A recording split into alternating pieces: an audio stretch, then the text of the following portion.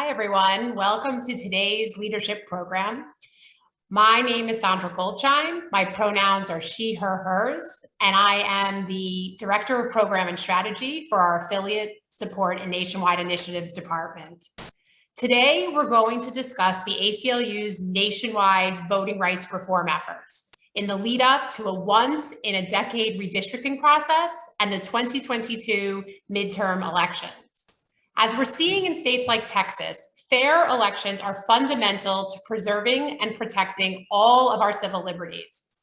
From the district lines that determine who our representatives are, to the issues that appear on our ballots, we're seeing a coordinated attack by legislators on ballot access, abortion, transgender rights, and so many other critical issues, all disproportionately impacting communities of color.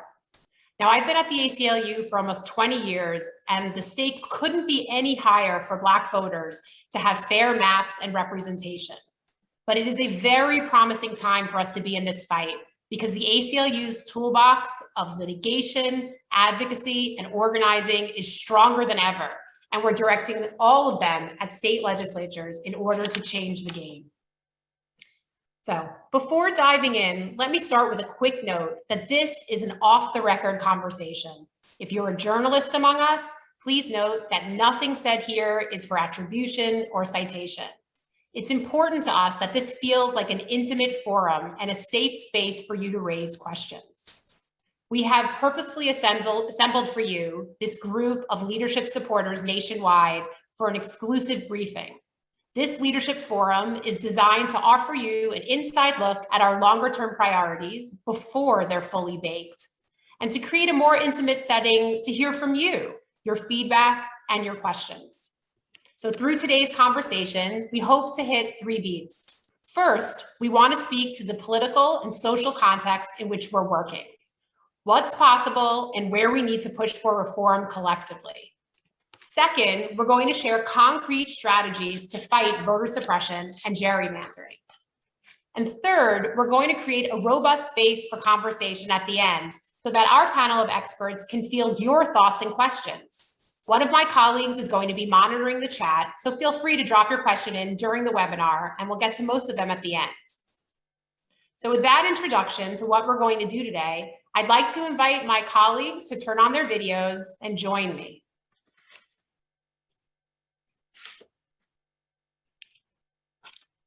Great.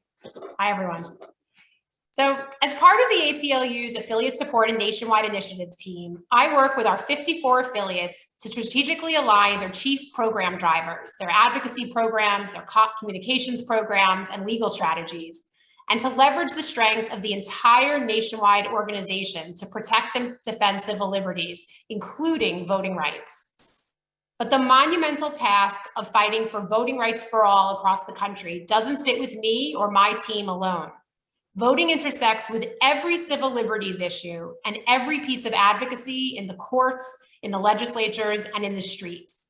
So I'm so pleased today to be joined today with a panel of experts from various corners of the ACLU who are using every tool at our disposal to ensure full participation for eligible voters in the democratic process. So let's get to the good stuff. Let's introduce our panel. So I will now ask my colleagues to share your name, your pronouns, and where you sit within our ACLU network. And how about we start with Sophia? Hi, everyone, and thank you so much for joining us today for this discussion. My name is Sophia Lakin. My pronouns are she, her, hers, and I am the Deputy Director of the ACLU's Voting Rights Project. Thanks, Sophia. Lucia, why don't you go next? Sure. Hey, everyone, and thanks again for joining us. My name is Lucia Tien. I lead the data and analytics team at ACLU. And then finally, let's hear from Chris. Hey, y'all. My name is Chris Bruce. My pronouns are he, him, his. I am the political director for the ACLU of Georgia, as well as the legislative consultant for the Southern Collective. Wonderful. Thank you, Sophia, Chris, and Lucia. So now let's jump into the discussion. So let's get started by lifting up who we are in this fight with. Attempts to suppress votes and manipulate district lines and representation goes beyond bills and laws. This affects millions of real people, their lives, their rights, their well-being, and their opportunities. So Chris, let's start off with you. Can you please break down the who for us? Who does voter suppression tactics affect the most, and what are the repercussions for those communities? Well, Sandra, I'm glad you brought it up and especially phrased it that way, because it's who does it affect the most. It's when we deal with voter suppression, it really affects all of us. But when it comes down to who it affects the most, we know that it disproportionately affects people of color and people who come from low socioeconomic backgrounds, who do not always have the resources that all of us enjoy on a daily basis. So that's who we're really talking about. We're talking about people who have problems with managing childcare, who have to go get their children before work, after work. We're talking about those who may work 1 or 2 jobs, sometimes even more, who are into this situation, who cannot afford to have early voting being diminished, who may only have a time to vote on the weekends. So when it comes to Sunday voting, if that's taken away, they may not even get the chance to vote. So it's those people who have less mobility or resources that are really we're concerned about, and they have expressed their opinions about how hard it is to vote. Can you imagine having to go from one place, picking up your child or coming from work, and then have to sit in line for 2 to 3 hours at least to be able to cast a vote for somebody who's going to represent your interests? Those are the things that are happening in voter suppression tactics. And that's what we ask from people. The ACLU, as well as many other organizations in Georgia, across the South, and all across the country, did a great job of getting people out to vote. And what you got was a backlash from other states and their legislatures saying, well, it seems like too many people voted. That was the response to so many people coming out. And you had a litany, a plethora of voter suppression bills that have come up. So those bills are going to affect the same people I mentioned before. They're going to affect the people who have to deal with childcare. They're going to affect people who do not have polling precincts in their neighborhoods. They're not easily accessible. If you live in a food desert, you best believe there's not really a polling precinct in your own neighborhood already. So these bills, again, if you're trying to change your community, you're trying to change the social economic status that you do have, you want to represent somebody for that. Unfortunately, you're not going to be able to do that if we continue to have these voter suppression bills and tactics put in place. Thanks, Chris. Sophia, I'm going to ask the same question to you. Who do these laws and bills most impact? Thanks for the question. And absolutely, I think as Chris suggested, it's really targeted disproportionately on Black and Brown communities. But I think what's really important to highlight in our line of work is how intersectional these issues are, and how laws that impact Black and Brown communities often also negatively and disproportionately have these negative impacts that fall on immigrant communities, people with disabilities, low-income communities, the elderly. Systemic and institutional inequalities and ongoing policy choices that perpetuate these inequalities make this really inevitable. One good illustration, I think, of how interconnected these issues are is our case in the US Supreme Court that successfully blocked Trump's efforts to add a citizenship question to the census, which was part of an effort to keep and scare immigrant communities from participating in the census. That would have had a devastating impact on those communities. And that's because who is counted in the census informs how federal funding is allocated to more than 100 programs, including Medicaid, Head Start, the SNAP program, and many other programs. And the census, as we've started alluding to, will also inform how district lines are being drawn. I know we'll discuss this more a little bit later, but those district lines have a huge impact on all the civil liberty rights and civil liberty issues that we care most deeply about. So all of these issues impact so many of the communities that we work with across the ACLU. Thanks for that, Sophia, and for Chris, and for giving us that preview of our discussion about redistricting later in the hour. So, as we heard, it's so important to remember how these tactics affect real people and the domino effect of locking people out of voting and out of representation.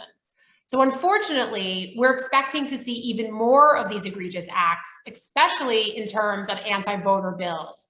We've always fought voter suppression legislation. It's not new, but the amount of bills and the severity have really dialed up. So Sophia, let's go back to you again. This year, we've seen bad bills pass in Georgia, in Montana, in Texas, and we're challenging all of them. What did you see this legislative cycle, and what do you expect to see in 2022? Yes, the scale of the efforts to enact voting restrictions, I think Chris mentioned this a bit, this past legislative cycle was really breathtaking.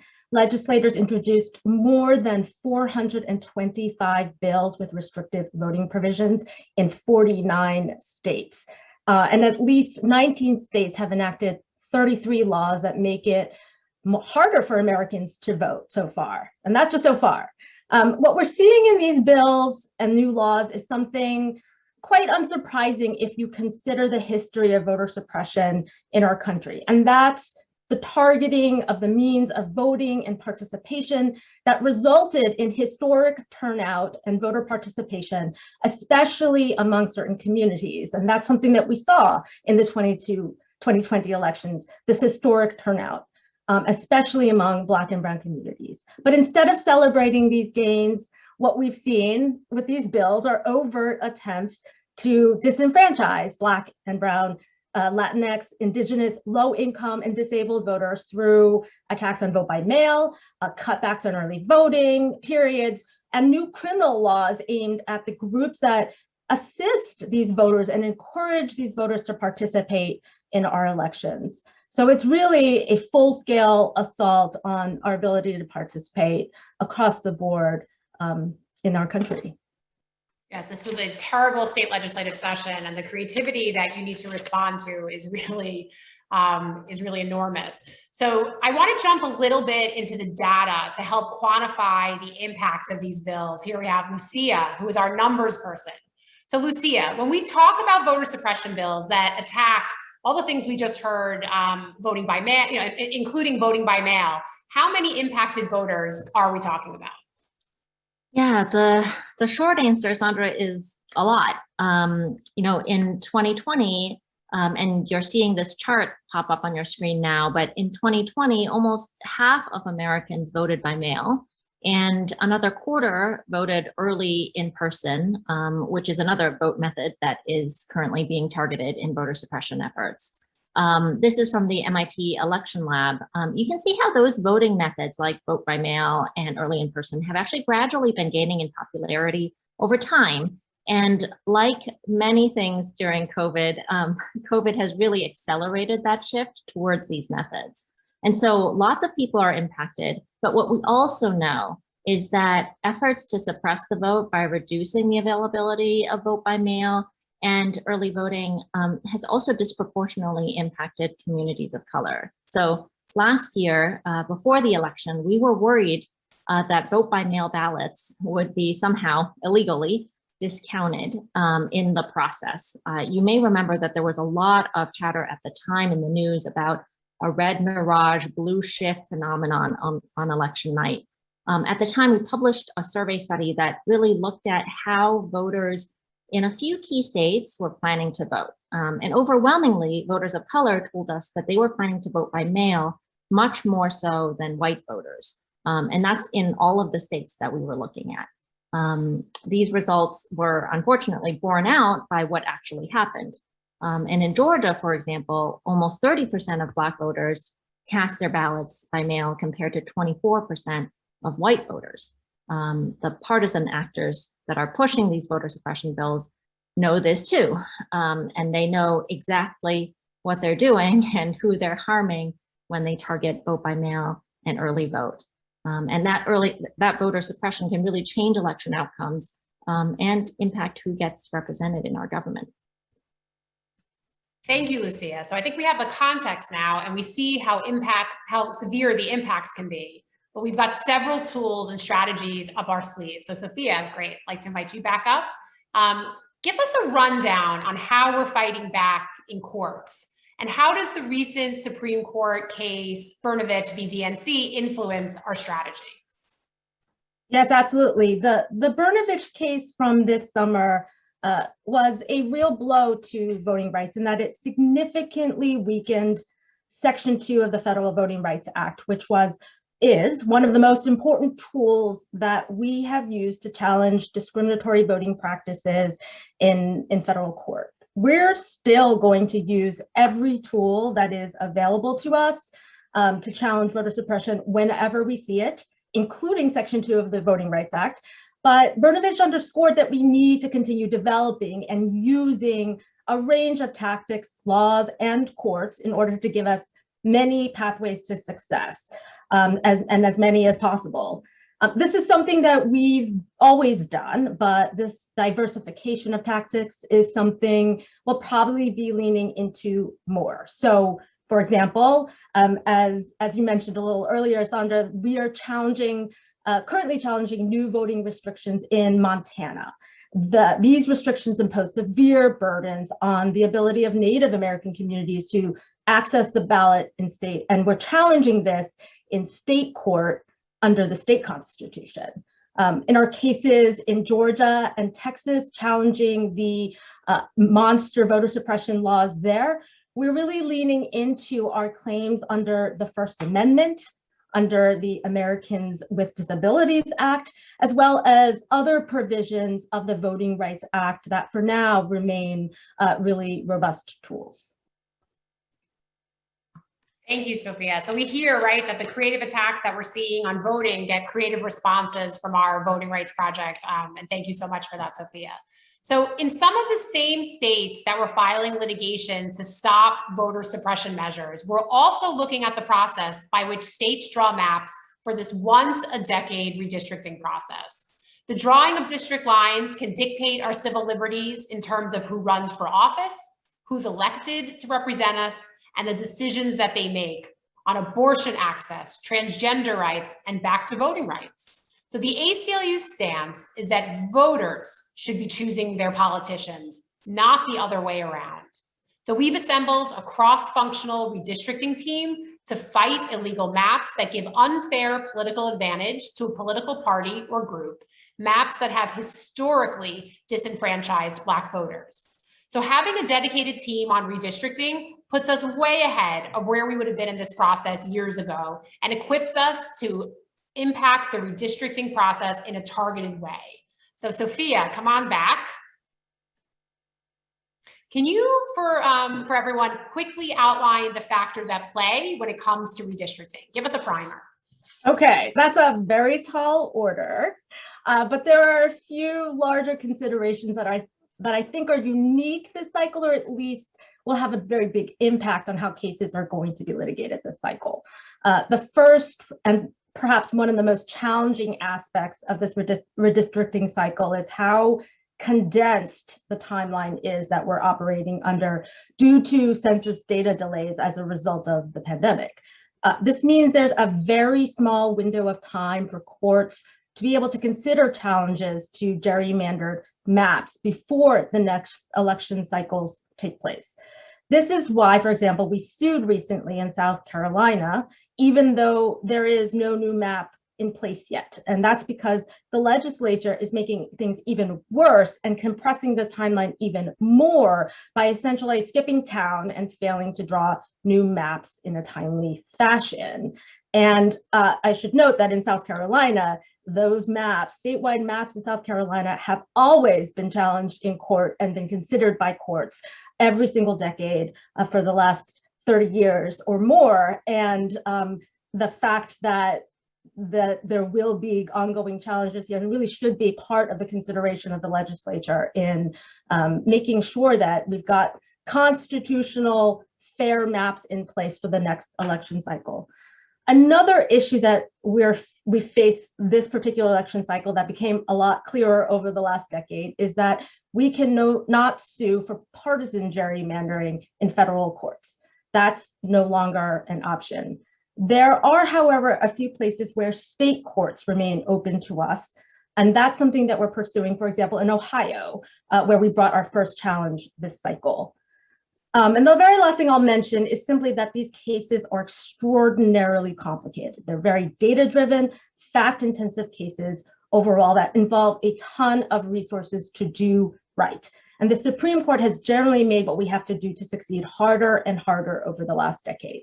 So along with the compressed timeline, this level of technical sophistication that is needed in order to bring these challenges and succeed means that we'd simply not be able to move as quickly in as many places and with the quality of analysis without the internal data analytics and map evaluation support that Lucia's analytics team is bringing every day, all day behind the scenes. And I know she will potentially talk about that a little bit more in a bit.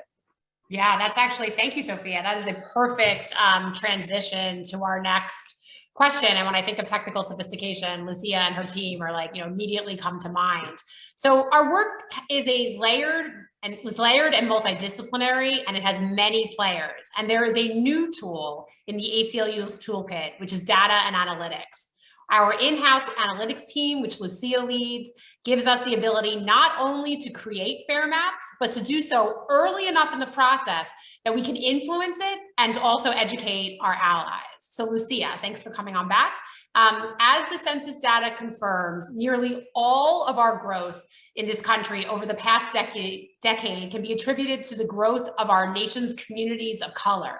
So what does this look like at the state level? Yeah, thanks, Sandra, and thanks, Sophia, for that wonderful tee up. We are the resident nerds in the organization here. So let me start by taking a step back and talking a little bit about what my team is doing in the redistricting context, and then maybe talk a little bit about what types of things we're actually seeing in the census data itself. So we have built, as Sophia alluded to, an internal computational and mapping capacity over the last year that is really unique among nonpartisan players in redistricting. The partisan players have gotten really, really sophisticated here, as you all probably know. So it's important that we as a watchdog not only keep up, but also get ahead of them to the extent that we can. So we can now do a few things that provide the foundation of our litigation and advocacy work here in-house. So for example, we started analyzing the census data as soon as it dropped back in August. To identify demographic shifts in each state and their potential impact on representation so that we can really anticipate what district lines will need to change in this cycle. We also draw maps, so both to demonstrate what a fair map could look like and to advocate for that, but also to help us understand how the partisan players might try to manipulate district lines to their own partisan advantage.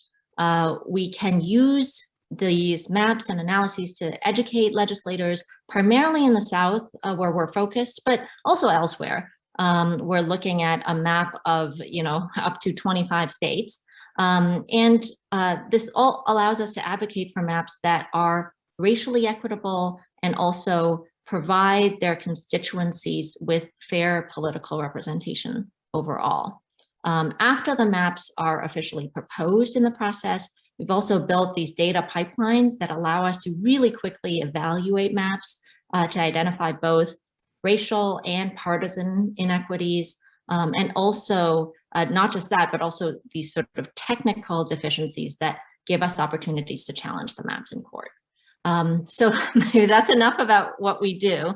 Let's talk a little bit about the census data itself. Makiba, could you help me pull up that next chart that we have? Yeah, great, thank you. So this first chart shows you what Sandra was referring to, which is that there has been a huge growth in communities of color between 2010 and 2020. So on the left is 2010 census data, and on the right is 2020 census data. And you see here a 6 percentage point increase in communities of color in this country. Georgia is a great example of a state that has seen large demographic shifts. Georgia's voting age population has grown by 14%, much of that in the sort of metro Atlanta area. But while the white voting age population grew by just 2%, the Black voting age population actually grew by 19%. Makiba, if you could go to the next chart. So here, if you lay out that demographic change out on a map, we can kind of get a sense of how district lines need to change to reflect the growth that has happened over time. So here you see Georgia's current House districts. The lines are Georgia's current House districts on both maps. On the left, you see Georgia's current House districts color-coded by whether they need to gain or lose population based on the new census. So the districts in and around Atlanta are overpopulated right now. And so they will have to kind of give some population, with rural districts that will have to absorb some of that population colored in red. And by the way, I apologize, I'm realizing the red and blue here are not partisan representations at all, but refer to the surplus or deficit of people in each of these current districts. On the right-hand side, you see the same map, but with an overlay of Black voting age population, or BVAP. So hopefully this gives you a sense of what are the kinds of things we're looking at, and a sense of understanding of how small manipulations in the way districts are drawn can actually impact the power of voters of color, and in particular weaken the power of voters of color. We, or I should say Chris's team in Georgia, have advocated for transparency in the map drawing process in Georgia, and for the process to be as open and fair and inclusive as possible. Of course, we'll also be watching the final maps that are proposed and adopted, and we'll be ready to challenge them in court if need be. Thank you, Lucia. And the addition of our data and analytics team is truly a game changer. I've spent the last 20 years working with ACLU affiliates in their state legislatures. We all know this is where so many of our rights and liberties are decided. And I think that this approach to the redistricting process could be the most important work that the ACLU is doing that affects the most issues, and particularly the communities that we care so much about. So Chris, can you talk a little bit about how you use this data in your advocacy work? We heard Lucia refer to the advocacy that you're doing, but give us a little bit more background on how data helps you.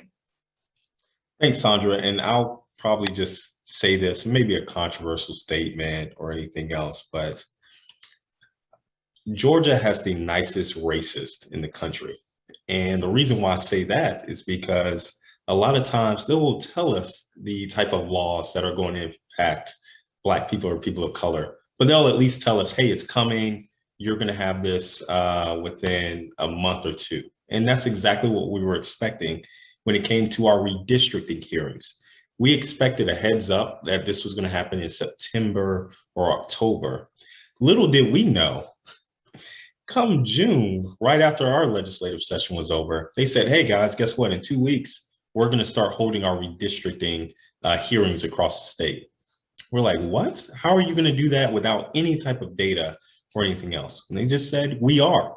So the leaders of the parties were coming to me and saying, well, Chris, they never told us that they were doing this. They didn't even try to coordinate with us. And I was talking to the other side and they were saying, well, when they were in charge, they didn't tell us anything anyway.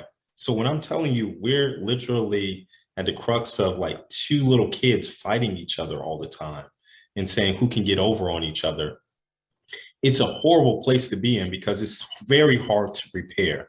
So bringing in our analytics team was a game changer, because we were able to take the data that nobody else really had and use that to inform legislators of what was happening in the certain districts all across Georgia. We had 11 hearings all across this big state.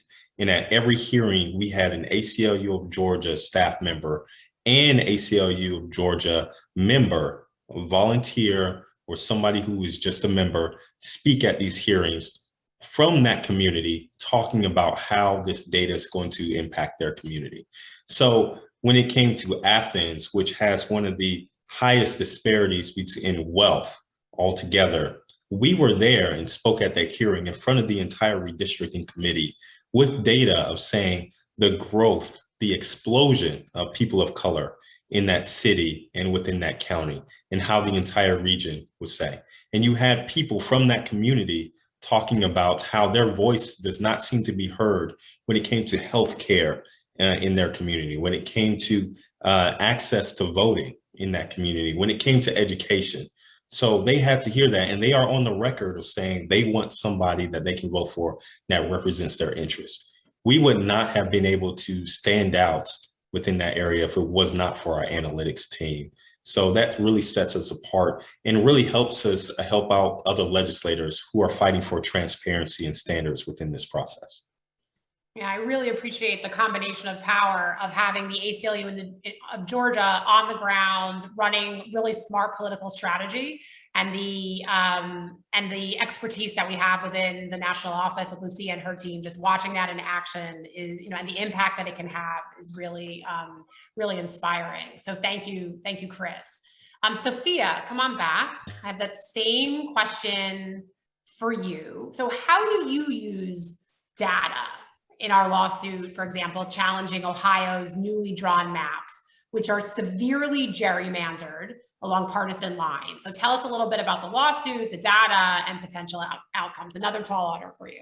Yes, and I hope that Lucia has a little bit of an opportunity to weigh in a little more in the data. But this challenge in Ohio was the first lawsuit filed against the first statewide map adopted in the country, and there is simply no way that we could have moved as fast as we did without the work of the data analytics team, evaluating the data from the census that came out in mid-August, evaluating the maps that were drawn, and allowing us to file suit in late September, just days after that map was issued. There's just simply no way that we could have done that level of analytical work so quickly without the team having laid the groundwork before, actually for months before the census data came out. And I should note also that this is a case that we're anticipating essentially litigating fully in just a few months, which is also quite an expedited time frame when it comes to litigation for such complex issues. And again, not something that we'll be able to do, would have been able to do, and feel confident about without the support of Lucia's team. And just to provide some very quick background on the case, in 2011, the state legislative maps that were drawn there were drawn in secrecy without any public oversight or political participation at all by the Democratic Party, despite nominally being a bipartisan process, in a location referred to as the bunker. And under that map, Republicans were able to maintain a supermajority for the rest of the decade.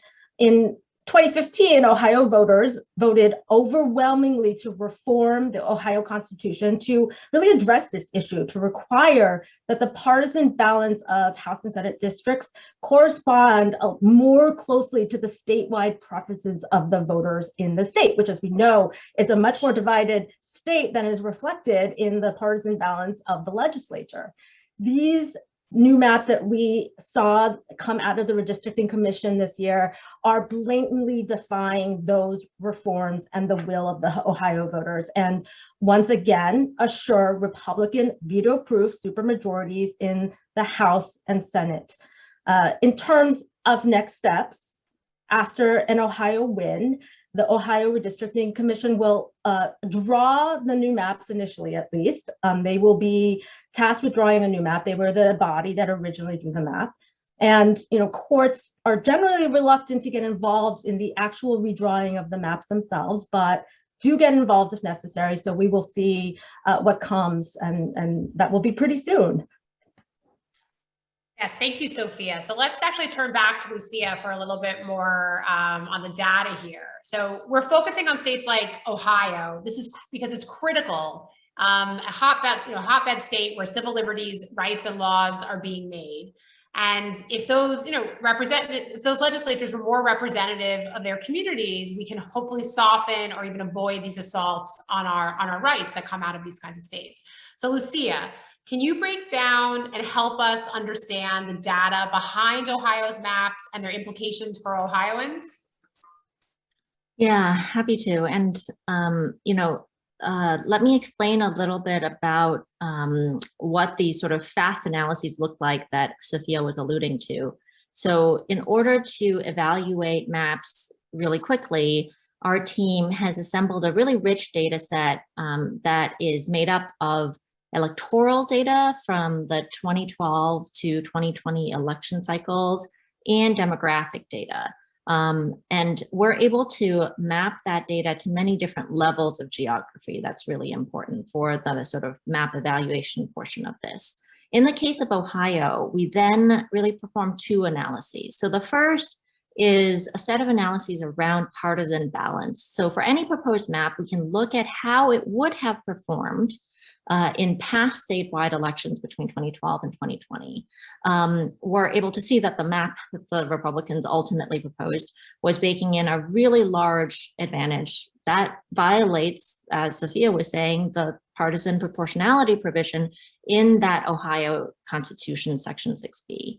And the implications of the map we're challenging are really clear. I would say, it is a pretty brazen manipulation of district lines to bake in those Republican supermajorities to the tune of likely 69% in the House and 72% in the Senate.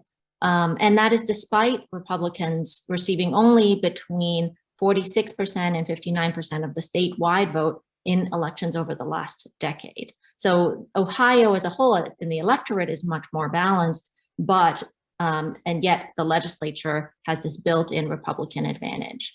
The second analysis that we're able to do is beyond partisan balance. We also do a kind of technical assessment of geographic splits. Ohio has a very complex set of rules around how municipalities and counties can be split across districts. And as we're assessing alternative maps as this lawsuit progresses, we're going to want to make sure that our maps are as compliant or more compliant than the current proposed map while doing better on partisan balance.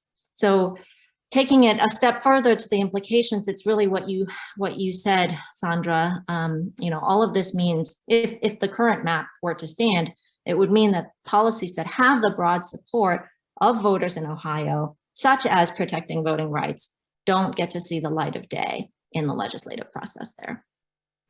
Thank you for that. That is a really good summary of the impact of the work that we're all doing together. So thanks to both Sophia and Lucia for diving into our Ohio litigation. As we know, litigation is going to play a major role in this fight, but it's only one of the tools that we're using. And so Chris, you want to come back on? Beyond litigation, Chris is our political director, again, from the ACLU of Georgia. How else are we fighting racial and partisan gerrymandering? Well, yes, and all the great work that's headed by our litigation department and all the great things that we do, we work together, making sure that we can continuously keep communication of saying, this is exactly what legal needs to make sure they have a great lawsuit to put in to protect people's rights to vote. So we'll follow that and make sure that we're messaging in communities about those same type of issues so that they understand. So on the base level altogether, we have to educate voters. And that's what we've been doing all across the state of Georgia. And even before this redistricting session, the ACLU of Georgia had another bill dealing with the Democracy Act, which called for transparency and fair redistricting back in 2017. So this isn't something that's new. We all knew this was going to happen, which is how much headway we really need to put into it to make a chance and make a difference. So redistricting is not always the easiest concept for people to understand. So I always say, again, we have to educate the community. And that's what we've been doing with messaging, working with our comms department and working with our legal department to make sure that people know what exactly is happening this year. Equipping them with that, but also empowering them. People don't know when their legislature is going to call a special session. People don't know about these hearings across the state. The state really doesn't do that great of a job to let people know. That's why they rely on us to tell them. When they say, oh, wow, I didn't even know this was happening in my community. Well, we're letting them know, and not only letting them know, but we're also giving them the training. We've done trainings all across the state to say, this is what can happen in your community. And it's not just us. We're working with plenty of other groups in this field to make sure that we're doing this in the right way. So we work with the Southern Christian Leadership Conference. We've been working with the NAACP of Georgia, who we helped even craft their messaging and their input to the redistricting committee. We've been working with Fair Fight on a lot of things, working with their members. We've been working with so many other groups to make sure that these people can impact every piece of your community altogether. And it's not just something that's happening in Georgia, it's happening all across the South. I just got off the phone with the political director in Alabama, Dylan, who's doing a phenomenal job there, but he's also exhausted. I mean, the South deals with what I like to call the parade of horribles. So if anything's bad's happening in this country, it typically touches the South first. So when we deal with voter suppression, oh, that's not enough. Let's start attacking reproductive justice rights. Oh, that's not enough. Let's even go into critical race theory. I don't even like the term critical race theory, but we're dealing with it on top of a special sessions dealing with redistricting. So Dylan in Alabama was reminding me, Chris, come October 28th, we would have gone into our third legislative session. That is exhausting. And if it wasn't for the South coming together and all these other political directors learning from each other, saying, this is the type of attacks or bills that are happening within our state, then we wouldn't know what was happening in other states. So working with Dylan, Alabama, Mississippi, West Virginia, Kentucky, all of those 12 southern states, the stronger we are together, the stronger we will be individually. And working on things such as restoring restoration rights for people who have been convicted of felonies. That has happened in Florida with the great work of the ACLU of Florida. It's been happening in Louisiana. It's even happening in Alabama. It has not happened in Georgia yet. We're still working on that. But knowing that is happening in those areas and taking pieces of that and trying to implement it in places like Georgia, Tennessee, and North Carolina, we plan on restoring freedom and, excuse me for that, freedom and voting for everyone all across the South. I know it's always something, right, Sandra? I'm sorry about that. No apologies. I really appreciate, Chris, you lifting up the regional strategy. Again, speaking to the ACLU's programs running in all of the states in the South, working together to be able to figure out how to best have impact in the quickest way. And that combination of a regional strategy with a multidisciplinary approach that we're taking is what we need, given what's at stake in the upcoming 2022 elections and this once in a decade redistricting process. So thank you all. Thanks to Lucia and Chris and Sophia for coming today and sharing your expertise with us. We've heard some great insights, we've heard about challenges, and we've really seen the ACLU taking advantage of opportunities. And so I think it's time now to move over to the question and answer portion of our time together. And our panel is excited to hear your thoughts and your questions around voting rights. We're going to take a bunch at a time, and I'll direct them back to my colleagues. So I'm going to call up Makiba. Can you please provide folks with instructions on how they can now join our conversation? Absolutely. If you have any questions and would like to ask your question aloud, please use the raise hand feature found at the bottom of your screen and we will unmute you. If you are joining by telephone today, dial *9 to raise your hand and we'll unmute you.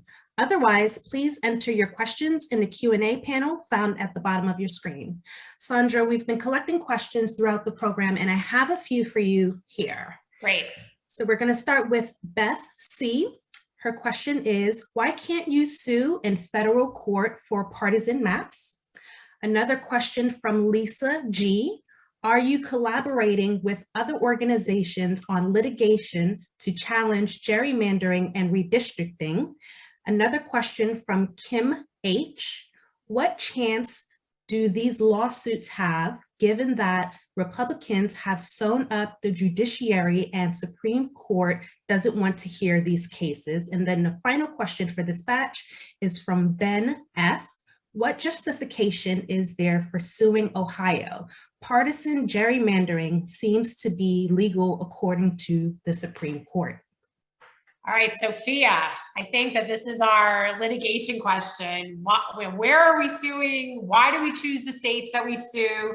Who are we working with? And what are our chances of success? So here you go, reveal the strategy. For sure. So I think I'll answer the questions about partisan gerrymandering and what we're doing in Ohio first.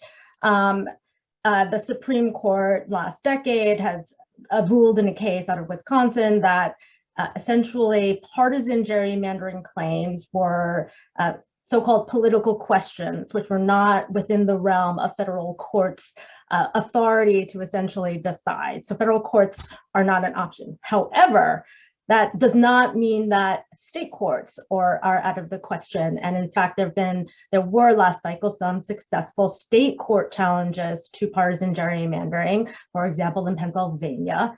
And that is what we are doing in Ohio. We've brought our partisan gerrymandering claims under the Ohio Constitution, state constitution, in Ohio State Court. So that is what's happening there.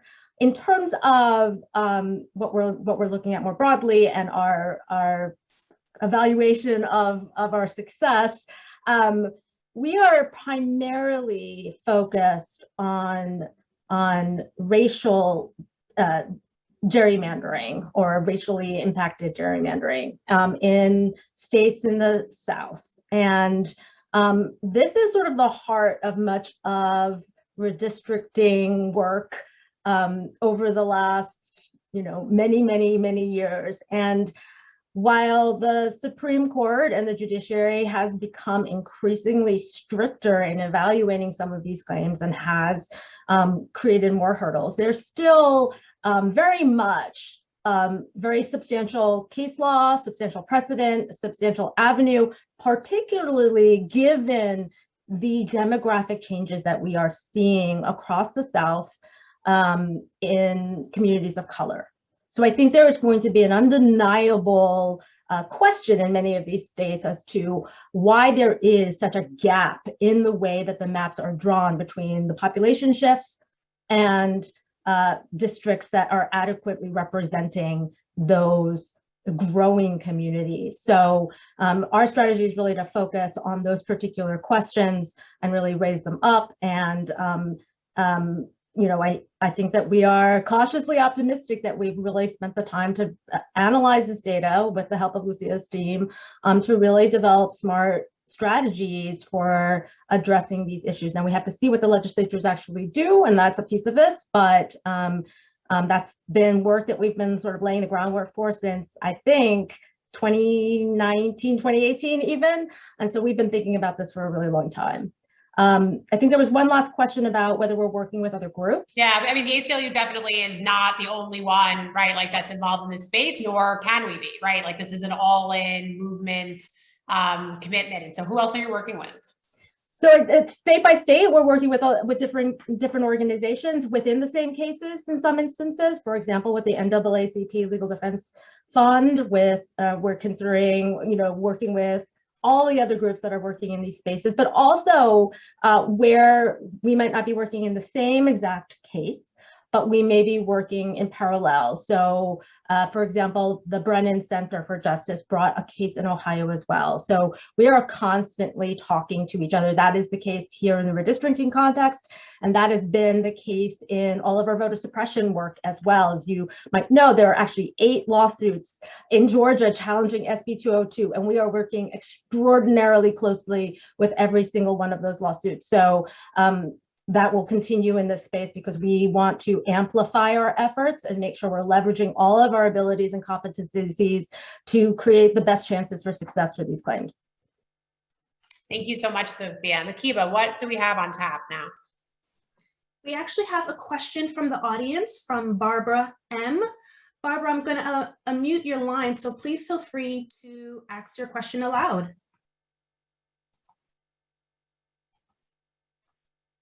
Hi, Barbara. I think you're, oh, there you go.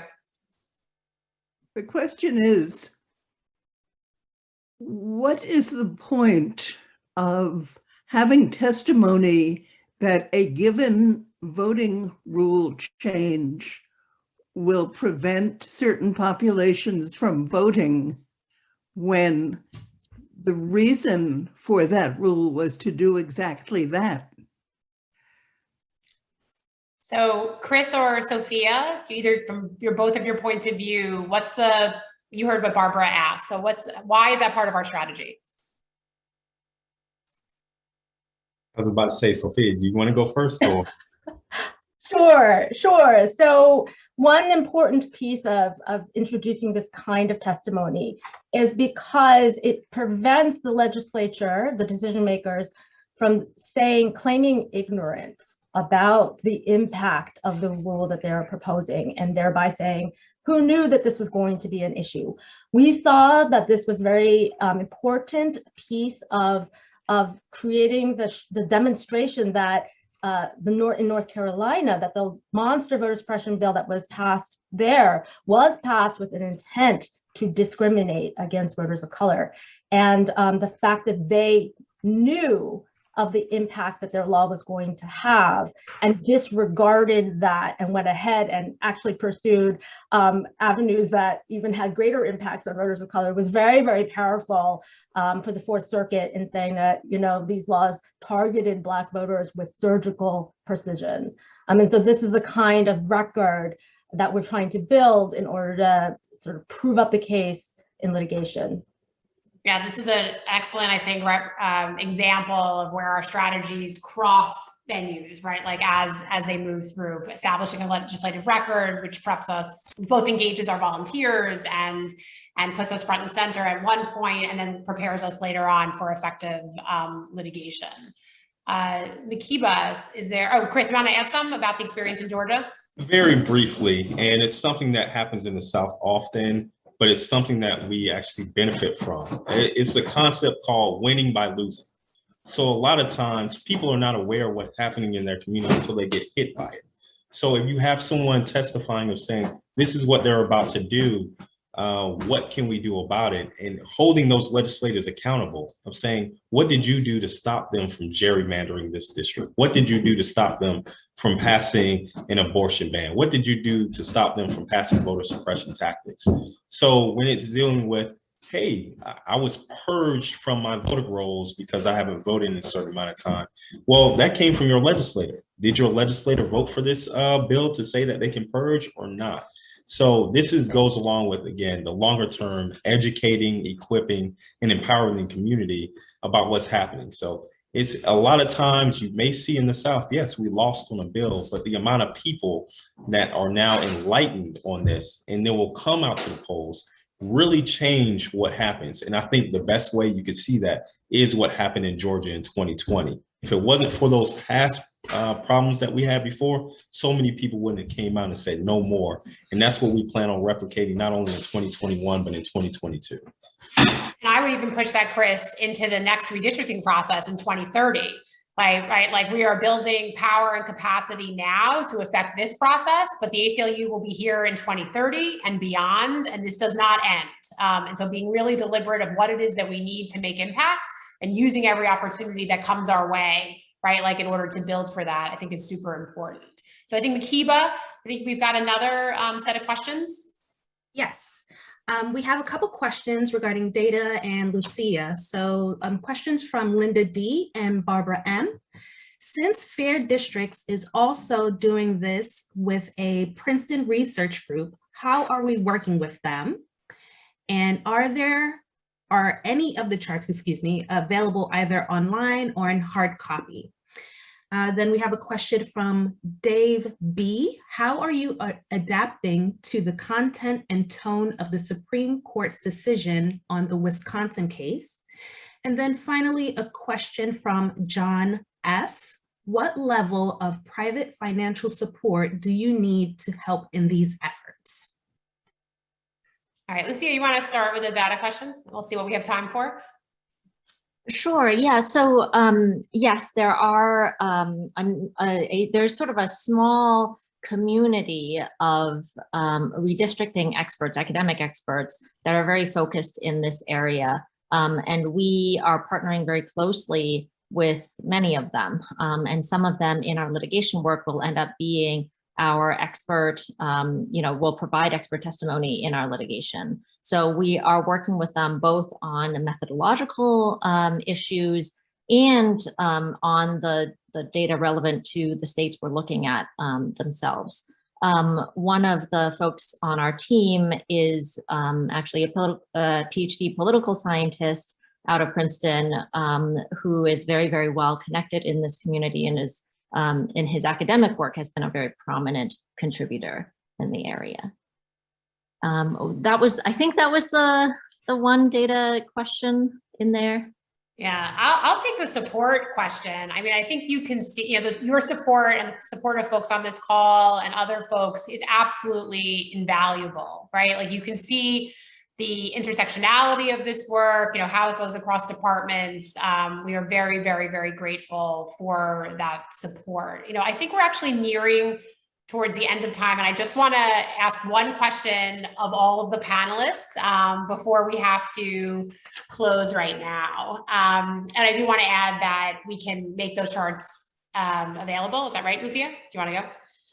Yeah, sure. And one thing I wanted to offer is that there's a number of web products that we're putting together that will have a lot of these charts on our website. And so as supporters of the ACLU, I imagine you'll all be getting emails and text messages and whatnot about those. Okay, great. So one last question for each one of our panelists. So we've got a lot of work ahead of us. I think that's very clear, both from what's at stake and what it takes to do that work, to preserve the right to vote and to secure the integrity of our election process. So let's ask everyone, what keeps you hopeful? And let's start with you, Chris. Briefly, I got into this job because in 2016, I saw the nation changing and I wanted to be a part of it. So I'm hopeful that I have been a part of it for the past 4 or 5 years and will continue that fight altogether. A lot of times it may seem like it's getting worse when it is getting better all the way. So I'm hopeful that things will get better because of not just people like me, but everyone who's on this audience right now, and the fact that they're listening in to see how they can better improve their community. Lucia, same question to you. Yeah, I think what keeps me hopeful is the enthusiasm of our supporters, and I think the fire of the voters out there themselves. I think we are doing the work to make sure that all of their voices are heard, but they are making their voices heard. So that keeps me hopeful. And Sophia, hopeful for you. Hopeful. 3 things. First, the incredible turnout that we saw in the face of unprecedented obstacles to get to vote this past election just shows the incredible will of both voters and elections officials who are running this process to make it possible for people to vote. The second is that while we focused on the voter suppression bills, I should note that 25 states enacted 62 laws with provisions that expand voting access. So this is not just a one-way street, and we should definitely keep that in mind. The third is related to this, which is that where we've had been able to sort of put the issue of expanding ballots, expanding access to the ballot on the ballot, we've had really great success. So when you turn to the voters and you ask them, hey, do you want more people to be able to access the ballot? Do you want this to be a more accessible participatory process? People overwhelmingly have said yes. So overall, I feel hopeful that we're heading in the right direction, despite the many, many obstacles that are being put in front of us each step of the way. Thank you for that, Sophia. That is a really good way to end our discussion. And I also want to thank you as we close out today's leadership forum. We're so grateful that you joined us today on the call to learn about the ACLU's role and our collective part in restoring democracy. We are all fighting for free and fair elections and representation for all. So our 2022 midterm elections, the state legislative elections included in that, are quickly approaching, and every minute and effort counts. This is an all hands on deck movement, and we are grateful to have all of you in the fight with us. So thank you again so much to Sophia, to Chris, to Lucia, to those who were here today to listen and ask questions. We really appreciate the time that you've spent. Nakiba, do you want to close us out? Yes, thank you everyone for joining us for today's Voting Rights and Redistricting Plans Leadership Forum. If you have questions that we were unable to answer, please email us at leadershipforum@aclu.org. Have a great day, everyone.